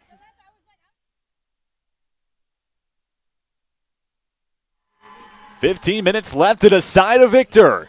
A big third quarter has Randolph-Macon out in front by 1. The Hornets looking to do something similar as we head into the final stanza. Thank you, everybody, for tuning in on your Wednesday night. Check out this contest on LHSN. It's DJ Wingert here with you. As noted, the 6-1 third has the Yellow Jackets ahead by 1. And if you're a Lynchburg fan frustrated with the third, take solace in knowing you can do the exact same thing in the fourth. Meanwhile, if you're a Yellow Jackets fan, strong start to the second half. You're hoping that momentum carries into the fourth quarter and you can make it wins in 9 of your last 10 meetings against Lynchburg. Getting set at midfield, Elise Henderson, Sarah Lynch. Battle for the opening draw control to the final quarter of action.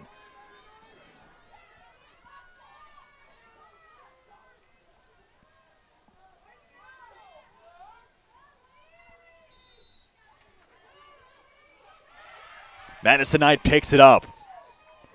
A big win for Lynchburg, who at the end of the first half had a narrow, but albeit an edge in the draw control wins department.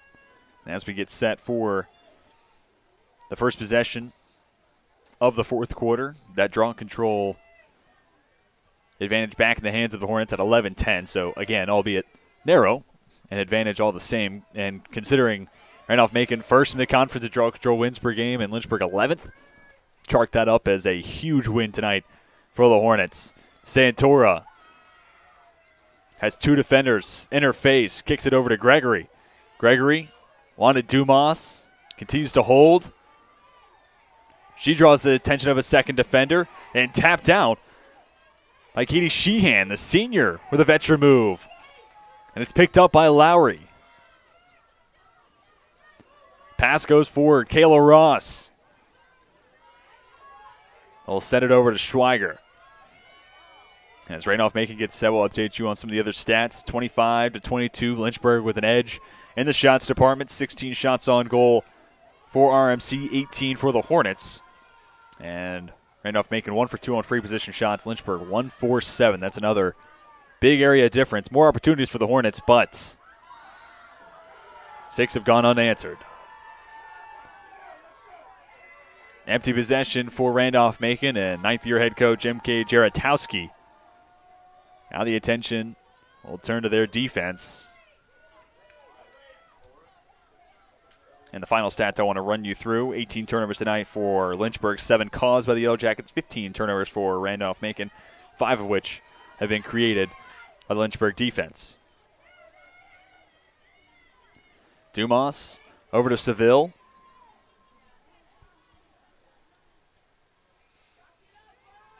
And it feels like this first point, whoever gets it in the fourth quarter, going to really set the tone for the next 12:40 plus.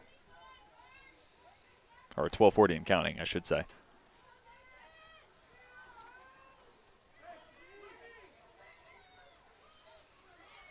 Santora able to maintain control.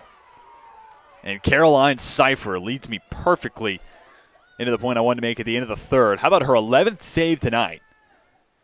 That save percentage up and over 56%. Look at the game log for Cipher. Third-team all-conference last year. If you exclude the first 15 minutes of play against Guilford and a blowout win for the Yellow Jackets, it's been a while since we've seen that 50% threshold hit for Cipher. But here at Schellenberger Field, Lynchburg creates the turnover, and when they needed a score, they have it. And it comes from Nikki Santora. Second of the night for Santora. She's up to 33 on the season. Here it is one more time. Works to her right and beats Cipher, just as I was singing the praises of the Randolph-Macon keeper. We're still having a good night, all in all. And as we're now tied up 9-all, I'll continue that point. The save percentage still up and over 50%. You'd have to go back to April 2nd, where Cipher only played 30 minutes against the Eagles. 57.1% save percentage in that game. But if you exclude the 100% save percentage through 15 minutes against Guilford. It's been a little bit of time. And overall, if you exclude games where Cypher played less than 30 minutes, I feel like that's a fair threshold. You played less than a full half. Those don't count towards the sample size. There's only been 2 games this year where Cypher has been at or above 50% save percentage. Chance to make it a third tonight. Now the draw control win for Lynchburg. Trying to get it to Dumas. Unforced error. Coach Reed hangs his head on the sideline. Chance for RMC to reclaim some of their momentum they had in the third. Annie Bartley. Just 1 goal tonight, but it does extend her streak of a goal in every game played this year. All told, 14 scores of the last 3+. Henderson takes the shot, sent down to the turf. And Lynchburg will be called for the shove.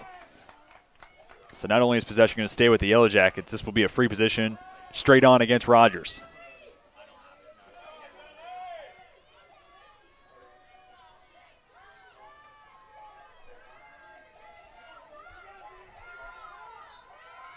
Henderson kicks it back out, middle statter. In front of Daniel. First to return the favor. Schweiger. Ross. Bartley. Make that Lowry. No space to be had for Rihanna Lowry.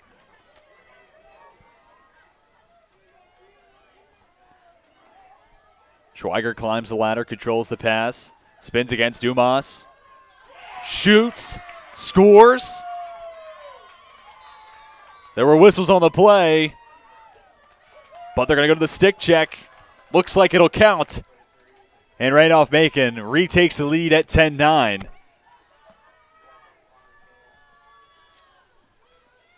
Here it is again. Logan Schweiger. She's got a hat trick.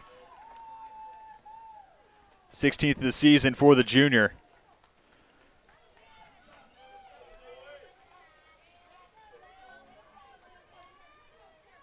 That's a big score in response for Randolph-Macon.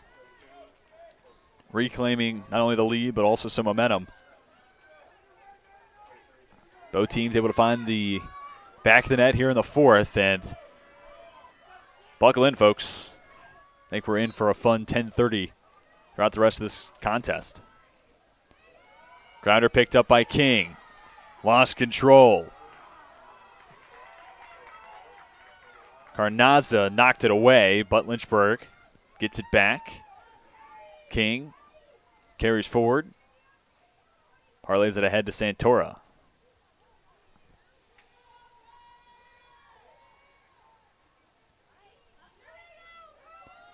Lynchburg with 9 goals tonight. Pretty much right at their average per game. Which is currently 10th in the ODAC. They can go up and over that mark and boost that average. The next just under 10 minutes of action. Daniel still with it. Picked up by Pritchett. Feeds Kennedy. Trying to sneak it across on the near side post. Leaves it wide of the frame. Greger on the restart. Santora. Marked up by Sheehan. Santora with an opening. Shoots it, scores, and it'll count. Lynchburg ties it up once again. Santora coming through in crunch time. She's got a hat trick and her 34th of the season. Skips it past Cypher. And it's 10-all with 9:22 to play. And while we wait, I have to give credit to Nikki Santora. Of all players on this team, perfect execution of Hey Nikki, You So Fine as your celebration goal scoring song. That is just, that's the brand times 10. That is fantastic work from Nikki Santora. And I would expect nothing less from a Macomb major. Done some work inside the athletics department and as well as UCM. here at the University of Lynchburg. Those points aside, another draw control win for the Hornets. Daniel into the attacking third after picking up the grounder. Loses her defender. She breaks to her left and moves Lynchburg back ahead. Our player to watch for the Hornets has her second goal tonight, 15th of the season. And more importantly, if you're a Lynchburg fan, the Hornets up 11-10 with 9:09 to go.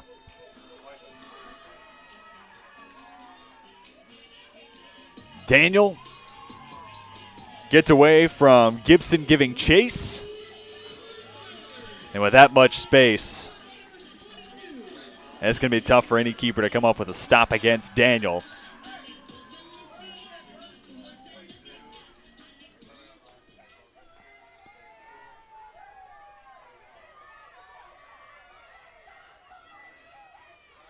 Tori King, Sarah Lynch at midfield. Draw control win for Randolph-Macon. Ground ball picked up by Lowry. Dumas steps up as the defender. She'll be called for the penalty as Lowry does it again. After picking up the ground ball from a draw control win. I've seen Lowry do that a couple times already tonight. Fourth of the evening for Lowry. 33rd of her season. Here it is again. Had Rogers thinking top shelf with a couple of fakes and then goes downstairs and sneaks it through the wickets. And officials are going to come over to the near sideline and talk it over with MK Jaratowski. The goal will stand. So unsure what this conversation might be, but Jaratowski not happy as a result. The goal does stand. We are tied up 11-all. But Jaratowski saw something else and was unhappy with a no call. Knotted up 11 apiece. King opposite Lynch once more. Draw controls up. Won by Lynchburg. King cradles. Dishes it forward for Sullivan.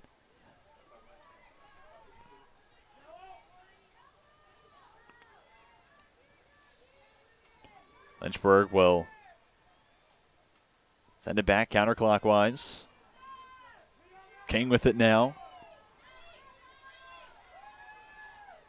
It's Daniel.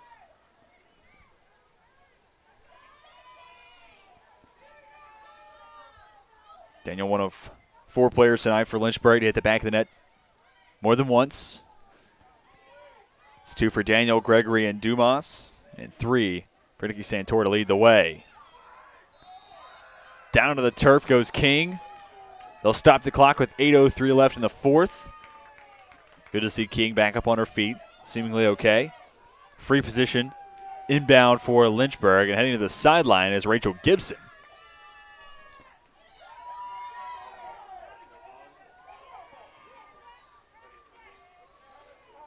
It'll be a 2-minute penalty charge to the Yellow Jackets. There's Gibson, the penalty area.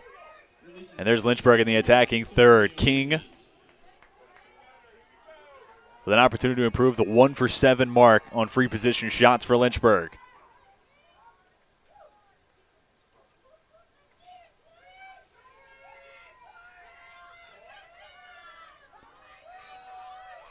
King has Gregory behind the net. Back pedals. Wanted Sullivan. Errant pass. King gets it back. So nothing doing initially on the free position. Instead, the Hornets will set up in the attacking third. Seville not on the same page with Daniel. Nearly a massively costly turnover. Instead, Santora gets it back. Denied on the first shot. Stays with it and has her 4th on the night. Nikki Santora has taken over, folks. Hornets back ahead, 12-11.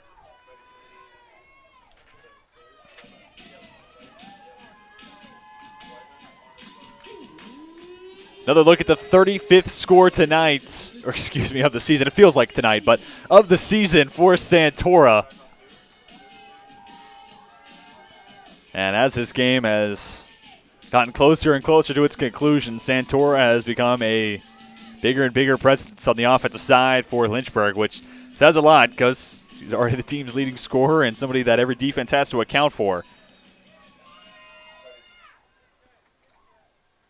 Santora moves Lynchburg ahead by 1. Our conference between a couple of our officials at midfield. We were getting set for King and Sarah Lynch. They're going to check the stick. It appears Tori King.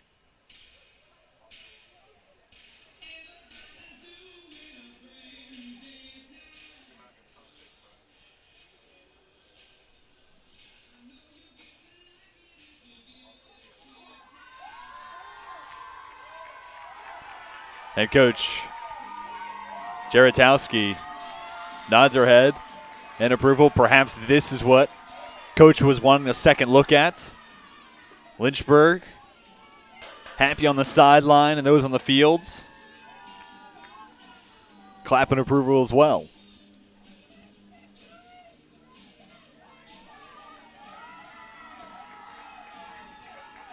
And now we can get set for King opposite of Lynch, and it's actually going to be Lynchburg possession. Chance to double the Hornets' lead. 7:32 to play. There's the sophomore, Tori King.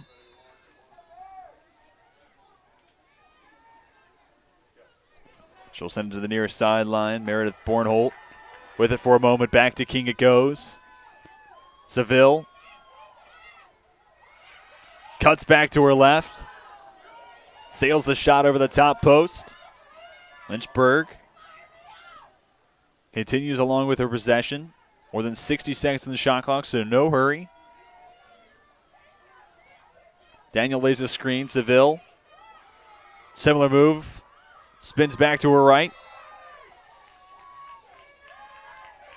And a whistle on the play. It's got to go against the Yellow Jackets. Another free position for Lynchburg. It'll come at a 45 against Cypher.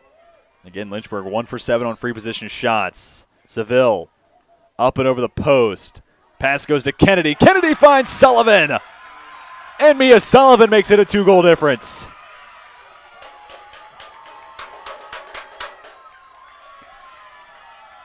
It's a multi-goal night for Mia Sullivan. And it becomes her 8th goal on the season, and that goes all in tandem with 3 assists as well tonight. Here's the second score of the evening for Sullivan.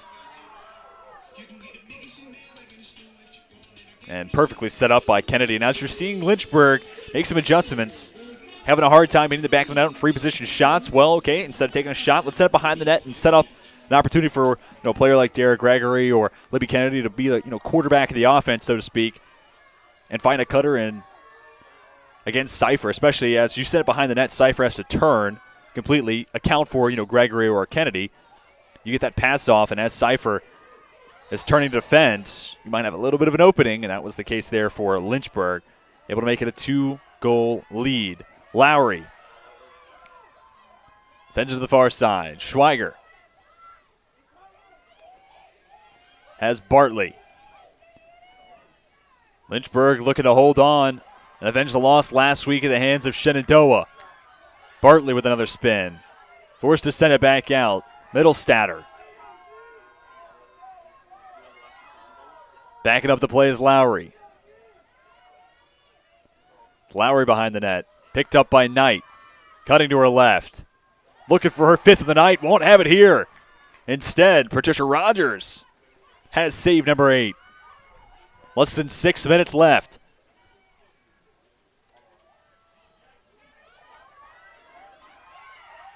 Bartley working against Bornhold. Takes the shot. Leaves it wide right.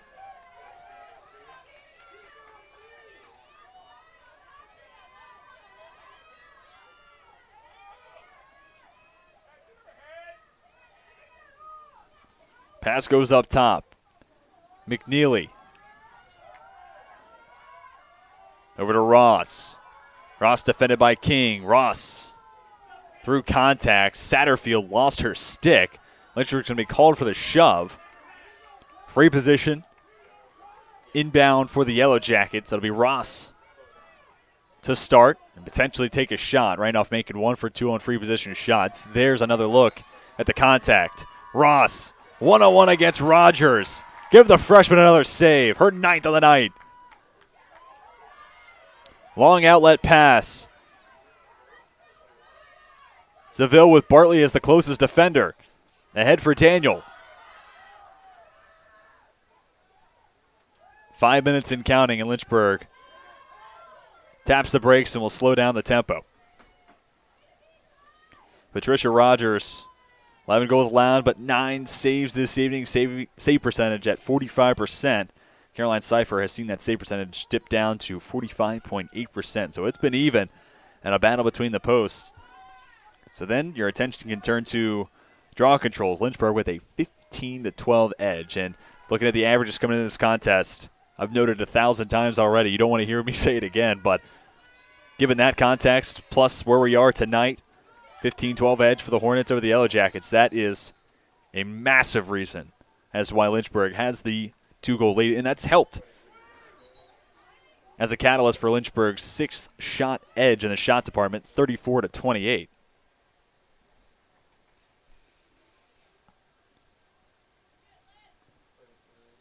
Clock stops with 4:14 to play. Libby Kennedy with it. Kennedy over to Santor, eyeing her 5th of the night. Denied. Gregory is as well. Couple of massive stops for Caroline Seifer. Less than 4 to play. Randolph-Macon run out of time at a potential second comeback effort. Keep in mind the 6-1 win in the third quarter. The Yellow Jackets overcame their halftime deficit of 4 and even put themselves ahead by 1 coming into this final quarter of play. But the fourth quarter has been a strong one for Lynchburg. Contact against Lowry. Reaching for his pocket will have a card assessed to Peyton Seville. Seville heads to the sideline. There's the contact again.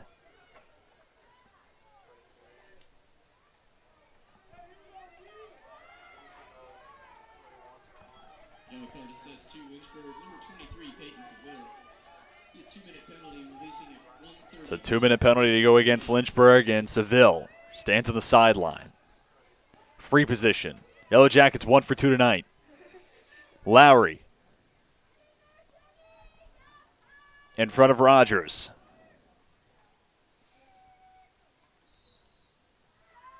Will take the rip, but Rogers nets her 10th save of the night. Looking to get it out to Madison Knight. The pass too tall for the senior. So Randolph-Macon gets it back, but that is a huge stand and it forces the Yellow Jackets to reset, which in turn will take more time off the clock. So even if it's a case of prolonging the inevitable, lack of a better phrase, just by forcing Randolph-Macon to eat what's left of the game clock is huge because time is certainly not on their side and is serves as a scarcity. Down by 2 with less than 3 to play.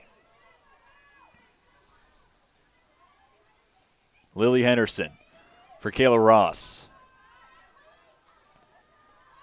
Rihanna Lowry has caused fits tonight for Lynchburg. Whistles will stop the game clock.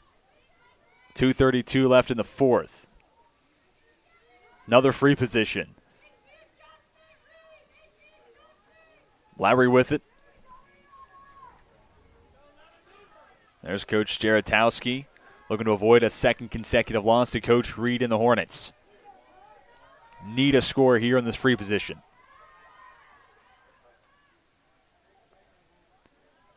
Referees rearrange the formation. And as we wait to get set, I was going to give you a quick glance at the upcoming schedule, but Instead, set is Lowry. Kicks it out to Henderson. Henderson has 2 defenders quickly. Pick her up. Satterfield knocked it loose. Lynch had to go in and out of her stick. Another whistle going against the Hornets.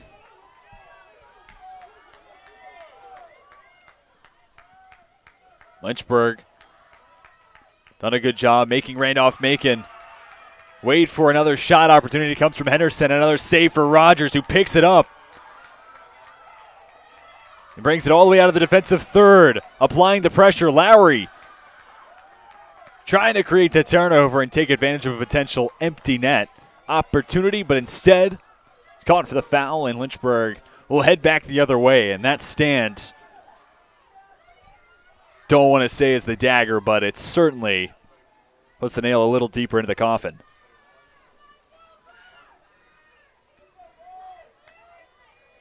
Gregory to Kennedy, and the Hornets offense in no rush. Kennedy sent down to the turf.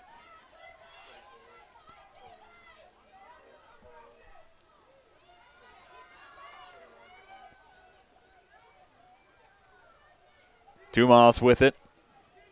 2 goals tonight for the grad student from Maine. The cutter's Daniel. There's your dagger. Another hat trick for Ala Daniel. And the Hornets now lead 14-11.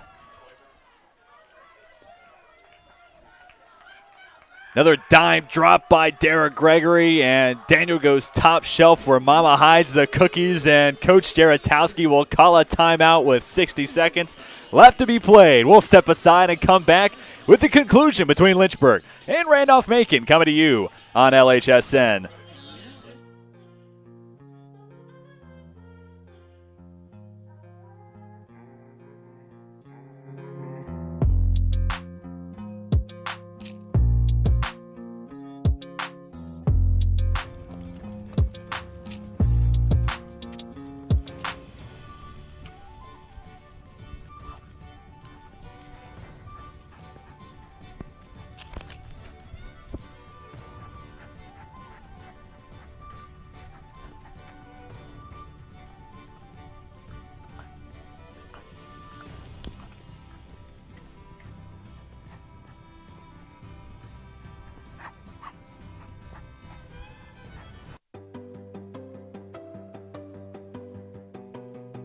Lynchburg is all about you, your ideas, and your goals. We've got one professor for every 10 students, so you can get all the support you need. In the classroom, in the lab, or in nature, you'll learn by putting yourself out there, and we're right there with you.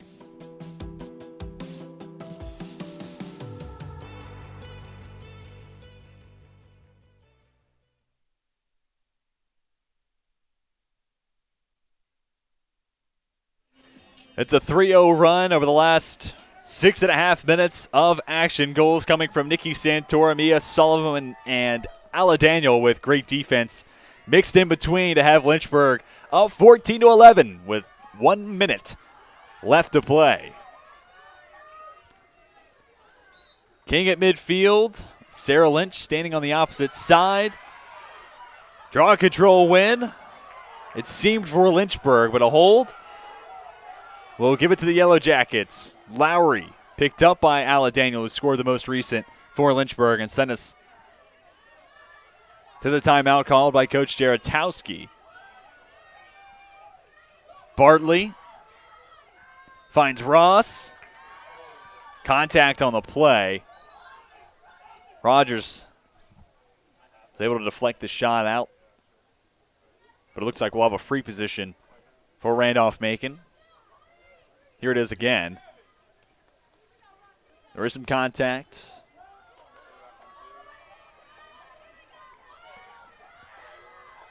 Ross. 1 score tonight.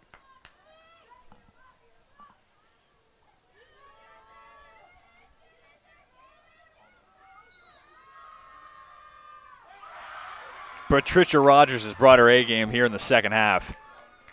has yet another save. 12th of her night. That puts her save percentage up and over 50%. And that's her goal, game by game and for the season, to best that 50% save percentage threshold. And with stellar play in the second half, she's a huge reason. Lynchburg, after losing the third quarter 6-1, I started off the fourth saying, you're a Lynchburg fan, take solace by being able to do the same thing in the fourth, and that they pretty much did. 6-2, Lynchburg takes the fourth quarter, and that propels the Hornets to a 14-11 win. Lynchburg improves to 6-9 on the season, 4-3 in conference play, while Randolph-Macon has dropped their second consecutive contest at the hands of the Hornets, dating back to last year. And then, of course, tonight's contest, the Yellow Jackets now 5-9 on the year, 2-3 in ODAC play. What a fun battle between these two sides. It was going to be a close one, and that it was for pretty much all the way through. Comebacks coming from all different sides, both teams getting into the mix. It was Randolph-Macon making the comeback in the third, Lynchburg doing the same in the fourth. All told, the Hornets pick up win number 20 in the 46th all-time meeting between these two sides. Final thoughts, and we'll get you out of here. Randolph-Macon, hard-fought battle. But now at 5-9, 3 games left to go. The upcoming schedule, we'll see the Yellow Jackets hit the road to take on Randolph this Friday before returning home next Wednesday against Virginia Wesleyan. And then regular season finale is against Roanoke on Saturday the 30th. And barring the inclusion of postseason tournament wins, it does look like the streak for Coach Jaratowski will come a close after 8 winning seasons to start her tenure at Randolph-Macon. On the other side, Lynchburg coming off the win, have 2 games left, and it'll be at home against Guilford next Wednesday for ending the regular season at Mary Washington on Friday the 29th.